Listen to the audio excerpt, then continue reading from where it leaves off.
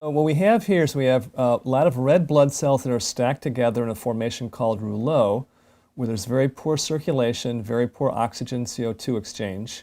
The red blood cells should be visible and separate like this one right here.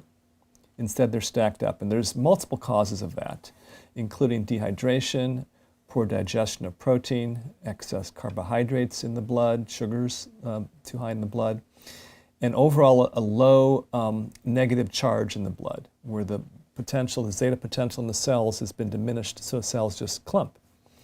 Also, we have a lot of inflammation in the background. So you can see the sort of spider web formation in the background. That's inflammation. That can be caused by injury to the tissues. It can be caused by stress. It can be caused by liver not working properly and filtering the blood. Multiple causes of that too. Here we can see a very small white blood cell, actually.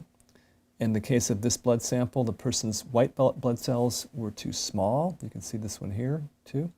They should be 2 or 3 times the size of the red cells, and they're about maybe 1.5 times the size of a red cell. So they're not in ideal shape. So this is the picture of a sample of blood I looked at within the last week. So after that last sample of blood we looked at, the person did a 1-hour treatment with a frequency device called a Healy, which sends microcurrent and specific frequencies into the person's body. And that was 60 minutes. It was on a program called Immune System. So immediately after that treatment, I looked at her blood, and this is what we saw. It was about 50% of the blood improved. So instead of being stacked up, the red blood cells, you can see them here, they're separate.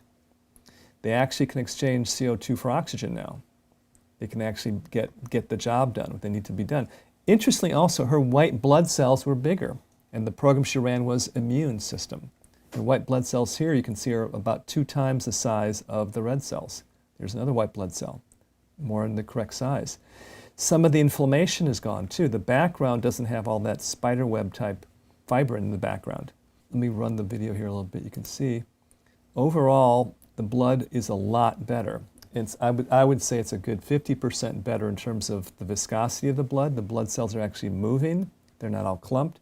So essentially what happened is that we increased a lot of negative charge into the blood.